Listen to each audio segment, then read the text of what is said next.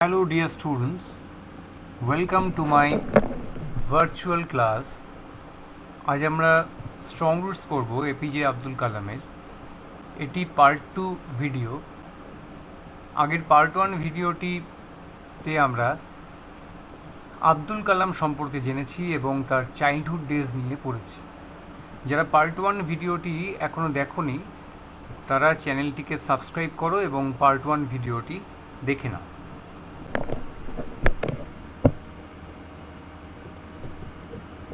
আমরা যেখান থেকে শুরু করব বইটা খুলে দেখে নাও। The high priest of Rameswaram temple Pakshi Lakshmana Sastri was a very close friend of my father's.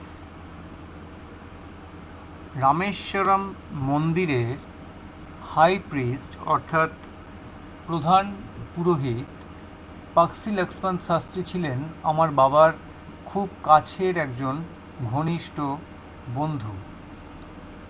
One of the most vivid memories of my early childhood is of the two men, each in traditional attire, discussing spiritual matters.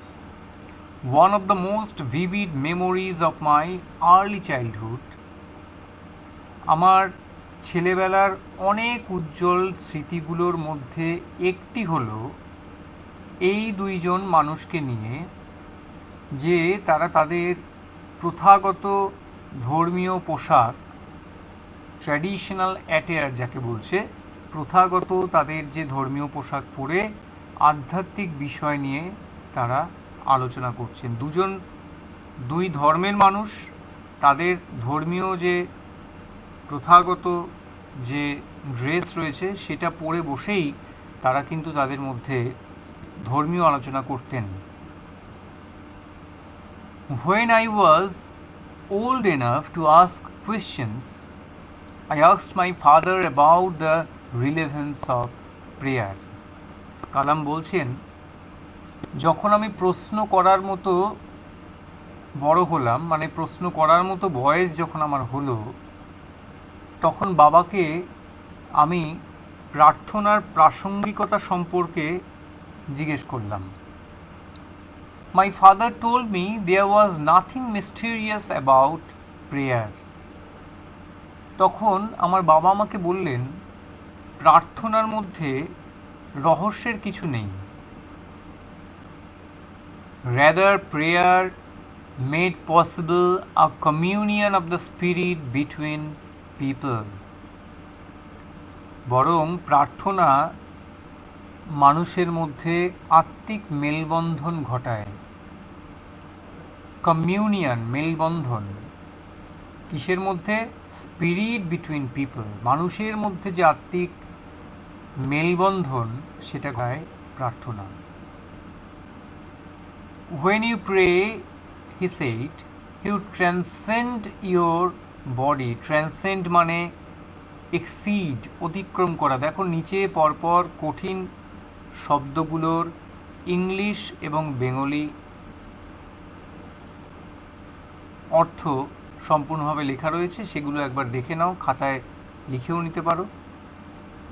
তাহলে বলছেন, when you pray, he said, you transcend your body and become a part of the cosmos which knows no division of wealth, age, caste or creed. তিনি বললেন, যখন তুমি প্রার্থনা করো তখন তুমি তোমার শরীরের এই অস্তিত্ববোধকে অতিক্রম করে যাও, করে গিয়ে বিশ্বজগৎ, বিশ্বব্রহ্মাণ্ডের একটি অংশ হয়ে ওঠো তাতে, এবং সেই অংশের সঙ্গে তুমি একাত্ম হয়ে যাও। When you pray, তার মানে প্রার্থনা করার সময় মানুষ কিন্তু আর তার নিজের শরীরের মধ্যে তিনি আবদ্ধ থাকে না। মানুষ তখন সে কী করে? সে একটা বিশ্ব ব্রহ্মাণ্ডের একটা অংশ হয়ে ওঠে, এবং সেই সময় কি হয়? which knows no division of wealth, age, caste or creed. সেই সময় ধন দৌলত, বয়স, জাত, ধর্মের কোনো ভেদাভেদই থাকে না। Next, my father could convey complex spiritual concepts in very simple down to earth Tamil. কালাম বলছেন আমার বাবা জটিল আধ্যাত্মিক বিষয় খুব সহজ সরল তামিল ভাষায় বোঝাতে পারতেন. He once told me, in his own time, in his own place, in what he really is, and in the stage he has reached, good or bad, every human being is a specific element within the whole of the manifest divine being. তিনি একবার আমাকে বলেছিলেন, কালাম বলছেন তার বাবার কথা, তিনি একবার আমাকে বলেছিলেন প্রতিটি মানুষ নিজের কালে নিজের স্থানে সে সত্যিকারের যা ভালো কিংবা খারাপ, গুড অর ব্যাড, যাই হোক না কেন, সে হলো সমগ্র ঐশ্বরিক সত্তার একটি নির্দিষ্ট উপাদান বা অংশবিশেষ.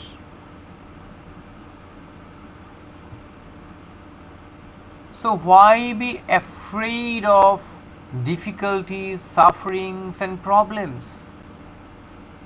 তাহলে এই যে জীবনের বিভিন্ন প্রতিকূলতা, বিভিন্ন যন্ত্রণা, বিভিন্ন সমস্যা, এগুলো নিয়ে এত ভয় পাওয়ার কি আছে?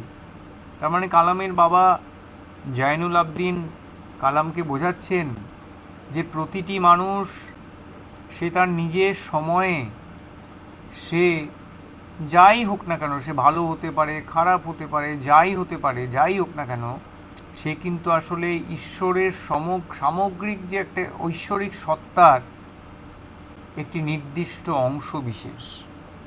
Manifest is a specific element. Specific element মানে নির্দিষ্ট একটা অংশ বা উপাদান.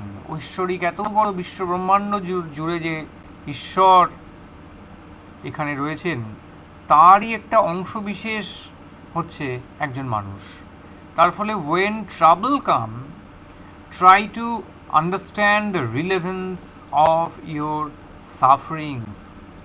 তাই বলছে যখন বিপর্যয় দুঃখ কষ্ট আসবে তখন তোমার যন্ত্রণার যে প্রাসঙ্গিকতা সেটা বোঝার চেষ্টা করো, যে যন্ত্রণা কেন, দুঃখ কেন, সেটা প্রাসঙ্গিকতা বোঝার চেষ্টা করো. সমস্যাটা কেন এসছে জীবনে সেটাতে ভয় না পেয়ে, সেই প্রতিকূল পরিস্থিতিকে ভয় না পেয়ে তুমি এটাকে বোঝার চেষ্টা করো. Adversity always presents opportunities for introspection. আসলে প্রতিকূলতা সবসময় আত্মসমীক্ষা অর্থাৎ নিজের শক্তি, নিজেকে চেনার সুযোগ করে দেয়.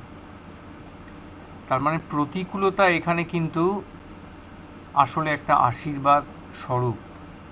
প্রতিকূলতা, জীবনের বিভিন্ন সমস্যা, সেটা কি করে মানুষকে আত্মসমীক্ষার সুযোগ করে দেয়.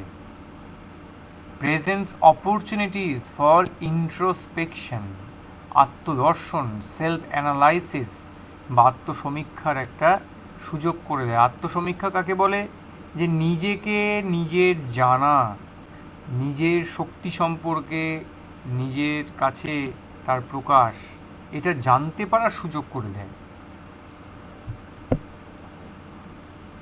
Why don't you say this to the people who come to you for help and advice? I asked my father.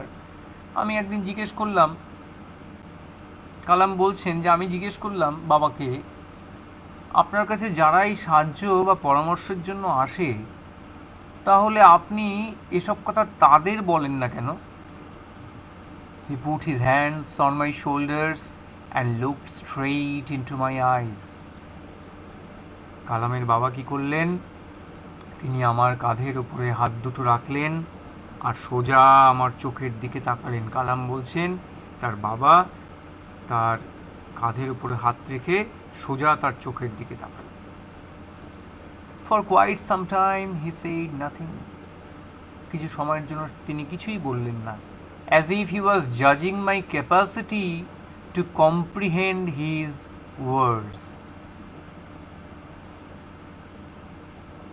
তাহলে বেশ কিছুক্ষণ তিনি কিছুই বললেন না, তিনি যেন বুঝতে চেষ্টা করছিলেন যে তার কথা বুঝতে পারার মতো ক্ষমতা আমার আছে কিনা। Then he answered in a low deep voice, তারপর তিনি নিচু গলায় গম্ভীর স্বরে উত্তর দিলেন। His answer filled me with a strange energy and enthusiasm. তার উত্তর আমাকে এক অদ্ভুত শক্তি আর উৎসাহে ভরিয়ে দিল। Whenever human beings find themselves alone, as a natural reaction, they start looking for company. Whenever they are in trouble, they look for someone to help them. এই লো deep ভয়েসে কালামের বাবা জাইনুল আবদিন কি বললেন, whenever human beings find themselves alone, as a natural reaction, they start looking for company. যখন মানুষ দেখে যে সে একা নিঃসঙ্গ হয়ে পড়েছে, তখন সাধারণ প্রতিক্রিয়ায় সে সঙ্গী খুঁজতে শুরু করে। They start looking for company. Whenever they are in trouble, they look for someone to help them. আর যখন তারা কোনো সমস্যায় পড়ে, তখন তারা সেই সব মানুষকে খোঁজে যারা তাকে সাহায্য করবে। Whenever they reach an impasse, impasse মানে ডেডলক বা অচল অবস্থা, তার মানে দেয়ালে পিঠ ঠেকে গেছে, সমস্যার সমাধানের কোনো কিছুই আর খুঁজে পাওয়া যাচ্ছে না, এটাকেই বলছে ইম্পাসে, অচল অবস্থা, থমকে গেছে, আর কোথাও যাওয়ার পালাবার আর পথ নেই, বিপদ সামনে চলে এসছে। কালামের বাবা বলছেন whenever they reach an impasse, যখন কোনো মানুষ যখন এমন অবস্থায় পৌঁছায় যাতে সমাধানের কোনো পথ থাকে না, যাকে বলে ডেডলক, দেওয়ালে পিঠ যখন ঠেকে যায়, they look to someone to show them the way out. তখন তারা এমন একজনকে খুঁজে বেড়ায় যে তাদের পথ দেখাতে পারে, অর্থাৎ সমাধানের রাস্তা বাতলে দিতে পারে। Every recurrent anguish, longing and desire finds its own special helper. বারবার ফিরে আসা প্রতিটি যন্ত্রণা, গভীর চাহিদা, আকাঙ্ক্ষা খুঁজে পায় তার উপযুক্ত বিশেষ সাহায্যকারীকে। এভরি রেকারেন্ট অ্যাঙ্গুইশ, বারবার যে দুঃখ, বারবার যে চাহিদা যেগুলো আসে, সেগুলো স্পেশাল হেল্পার খোঁজে, তার মানে বিশেষ সাহায্যকারী কাউকে খোঁজে।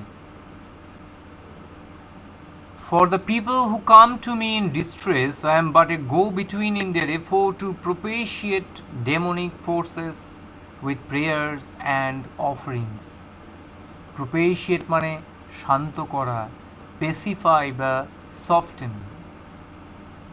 Propitiate মানে বশ করা, শান্ত করা। এই ওয়ার্ডটাকে ভালো করে, এখানে এই ওয়ার্ডের খুব বড় একটা মানে আছে, ভালো করে দেখো। For the people who come to me in distress, যারা কোনো দুঃখে সংকটে পড়ে আমার কাছে আসে, আমি তাদের প্রার্থনার অফারিংস অর্থাৎ অর্ঘ্যদানের মাধ্যমে অশুভ দানবীয় শক্তিকে শান্ত করা বা তুষ্ট করার কাজে একটা মাধ্যম হিসাবে কাজ করি, গো বিটুইন। তার মানে ডেমনিক ফোর্স এখানে কোনটা?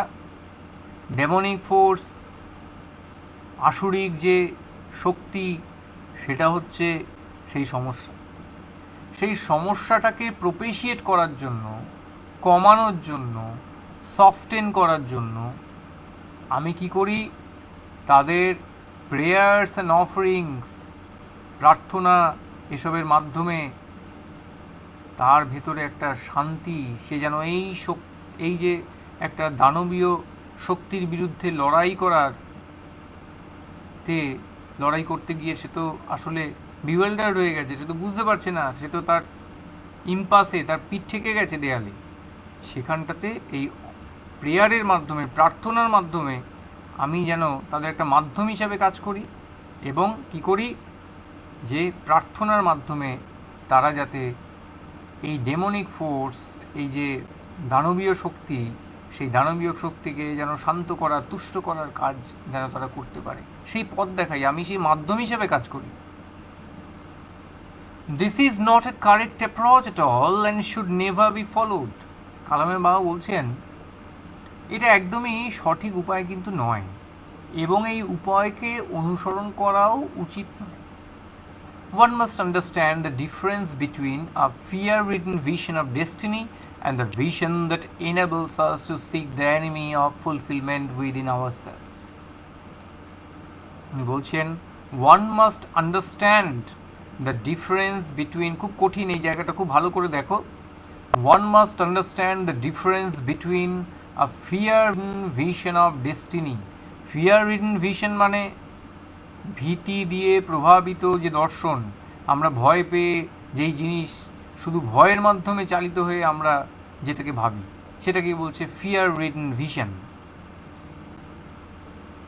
তাহলে ওয়ান মাস্ট আন্ডারস্ট্যান্ড, একজনকে বুঝতে হবে, কি বুঝতে হবে, যে difference between a fear ridden vision of destiny আর and the vision that enables us to seek the enemy of fulfillment within ourselves.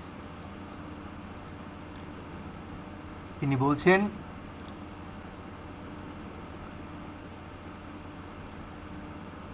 নিয়তি বা অদৃষ্ট সম্পর্কে তিনি, জয়নুল আবদিন বলছেন যে এটা দু রকমের সম্পূর্ণ একটা আলাদা একটা ধারণার একটা পার্থক্য এখানে আছে। এই যে ডেস্টিনি মানে কি, নিয়তি, নিয়তি বা অদৃষ্টকে ভীত বা সন্ত্রস্ত হয়ে দেখা, আর অন্য এক ভিশন, আর একটা ভিশন কি, অর্থাৎ বোধ বা অনুভব, যেটা আমাদের এনাবেলস করে, সক্ষম করে আমাদের পূর্ণতার সত্যিকে খুঁজে বার করতে, যা আমাদের নিজেদের ভেতরেই নিহিত আছে।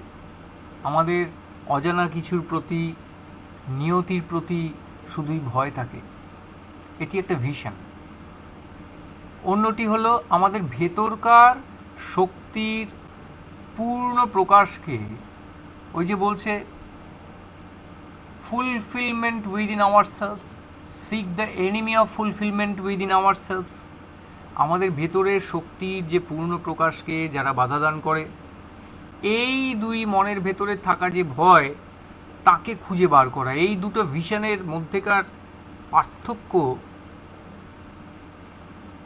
কে সম্পর্কে জয়নুল আবদিন বলছেন এই বিষয়টাকে বুঝতে হবে। One must understand the difference, এই পার্থক্যটাকে মানুষকে বুঝে নিতে হবে, যে কোনটা আমাদের ভীতি প্রভাবিত হয়ে আমি দেখছি, আমি ভাবছি, আর আমার ভেতরের শত্রু, যেটা আমার পূর্ণাঙ্গ যে ভেতরের যে শক্তির প্রকাশকে বাধা দিচ্ছে, এই দুটোর ডিফারেন্সটাকে আমায় বুঝতে হবে। অবশ্যই খুব কঠিন জায়গা, একটু বোঝানোর চেষ্টা করলাম অনেক ব্যাখ্যা করে। I remember my father starting his day at 4 a.m. by reading the namaz before dawn. আমার মনে পড়ে, এরপরে একদম অন্য কথায় চলে গেলেন কালাম, বলুন, আমার মনে পড়ে ভোর হবার আগেই 4টের সময় নামাজ পড়ে আমার বাবা দিন শুরু করতেন। After the namaz, he used to walk down to a small coconut grove we owned. নামাজের পরে তিনি বাড়ি থেকে 4 মাইল দূরে small coconut grove we owned about 4 miles from our home, আমাদের বাড়ির থেকে প্রায় 4 মাইল দূরে যে কোকোনাট নারকেলের বাগানটা ছিল, সেখানটায় তিনি পায়ে হেঁটে যেতেন। He would return with about a dozen coconuts tied together thrown over his shoulder, and only then would he have his breakfast. তারপর তিনি ডজনখানেক নারকেল একসঙ্গে বেঁধে কাঁধে ঝুলিয়ে নিয়ে তিনি ফিরতেন, এবং তারপরে তিনি সকালের জল খাবার খেতেন। This remained his routine even when he was in his late 60s. এমনকি যখন তার বয়স 60-এর ঘরের শেষ দিকে তখনও এই ছিল তার রোজকার রুটিন। এবার আমরা একদম শেষে চলে এসেছি। I have throughout my life tried to emulate my father in my own world of science and technology. কালাম বলছেন, I have throughout my life, আমি সারা জীবন ধরে আমি আমার নিজের বিজ্ঞান আর প্রযুক্তির যে চর্চার যে জগৎ তার মধ্যে আসলে বাবাকেই অনুকরণ করার চেষ্টা করে গেছি। এমিউলেট মানে বাবাকে অনুসরণ করা বা অনুকরণ করা, এমিউলেট, ইমিটেট। তাহলে সায়েন্স অ্যান্ড টেকনোলজির মধ্যেও কিন্তু আমি আমার বাবার এই আধ্যাত্মিক চিন্তার দ্বারা এতটাই প্রভাবিত ছিলাম যে এগুলো নিয়েই কিন্তু আমি আসলে বাবাকেই কিন্তু অনুকরণ করে গেছি। I have endeavored to understand the fundamental truths revealed to me by my father and feel convinced that there exists a divine power that can lift one up from confusion, misery, melancholy and failure and guide one to one's true place. আমার বাবা যে মৌলিক সত্যগুলোর আমার সামনে প্রকাশ করেছিলেন সেগুলোকে বোঝবার, উপলব্ধি করবার প্রয়াস করে গেছি। আই হ্যাভ এন্ডেভার্ড, আমি প্রয়াস করে গেছি কী করার?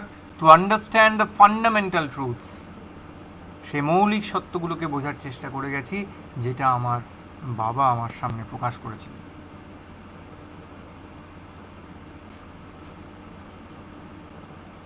এরপরে বলছেন,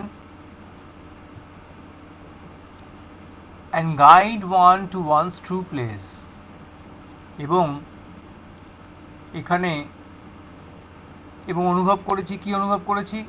যে এক ঐশ্বরিক শক্তি আছে। ওই যে বলছে, there exists a divine power that can lift one from confusion, misery, melancholy and failure. তাহলে একটা ঐশ্বরিক এমন একটা শক্তি আছে যেটা কিনা কাউকে তার ভ্রান্তি, দুঃখ, কষ্ট, বিষাদ, বিষণ্ণতা, কষ্ট, ব্যর্থতা এগুলোর থেকে তুলে নিয়ে গিয়ে তার সত্যিকারের স্থানে তাকে পথ দেখিয়ে নিয়ে যেতে পারে। Guide one to one's true place. And once an individual severs his emotional and physical bond, he is on the road to freedom, happiness and peace of mind. এবং একবার যদি কেউ নিজেকে মানসিক এবং এই জাগতিক বন্ধন থেকে বিচ্ছিন্ন করতে পারে তাহলে সে মুক্ত আনন্দ, সুখ আর মানসিক শান্তির পথের দিশা খুঁজে পাবে। আমরা অসাধারণ একটি অটোবায়োগ্রাফি পড়লাম। এটা শুধু টেক্সট নয়, এটা একজন মহান, একজন থিঙ্কার, একজন দার্শনিক, শুধু সায়েন্টিস্ট নন, বৈজ্ঞানিক নন, একজন খুব দার্শনিক কালামের সম্পর্কে এটা আমাদের সম্মান জানানোর আমাদের এই পড়ার মাধ্যমে আমরা কালামকে জানতে পারলাম যে কালাম কত বড় একজন ফিলোসফার ছিলেন। আশা করি তোমাদের ভালো লেগেছে। Thank you.